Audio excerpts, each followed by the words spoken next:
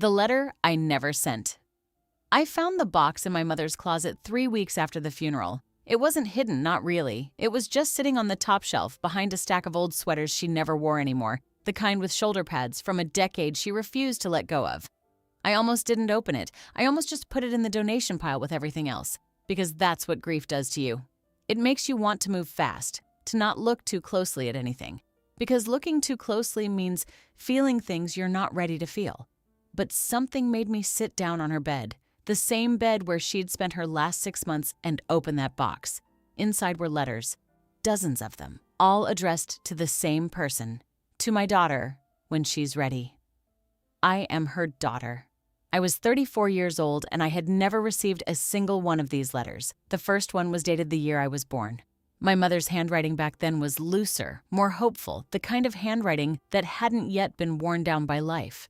She wrote about holding me for the first time, about how she'd been terrified she wouldn't know how to love someone that much, and how the fear disappeared the moment I gripped her finger in my tiny fist. The letters continued, one every year, sometimes 2. She wrote about my first day of school, about a fight we'd had when I was 16 that I barely remembered, but that she clearly never forgot.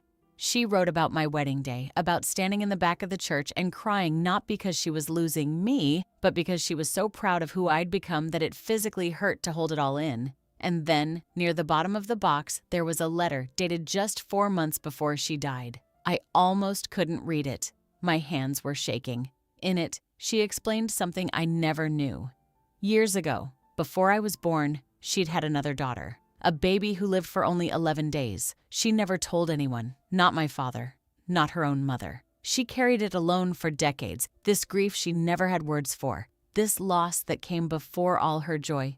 She wrote, I never told you about your sister because I didn't want you to grow up in the shadow of my sadness. I wanted your childhood to be light, even though mine had this weight in it. But I wrote her a letter every year too, in a different box. And I want you to know that loving you never erased loving her. It just meant my heart learned how to hold 2 things at once.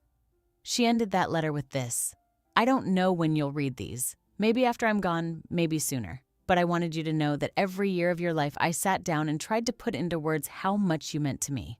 Because I was always afraid that if I didn't write it down, I might run out of time to say it out loud. I sat on that bed for 3 hours. I read every letter twice. And then I did something I hadn't done since I was a little girl. I called my dad, who didn't know about any of this either, and I read him the letters over the phone, both of us crying on opposite ends of the line, finally understanding a woman we thought we knew completely. Here's what I took from that box of letters, and what I want to leave you with tonight. We assume the people we love will always have more time to tell us the things that matter.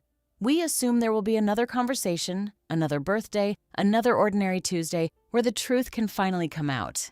But sometimes the people who love us the most are the ones who say the least, not because they don't feel deeply, but because they're terrified of what happens when feelings become words. If there's something you've been meaning to say to someone, a parent, a sibling, a friend who's been quietly carrying something, don't wait for the perfect moment. The perfect moment doesn't exist. There's only this one, right now, and the choice to either speak or stay silent. My mother wrote 34 letters to a daughter who never got to read a single one while she was alive. Don't let your letters stay in a box.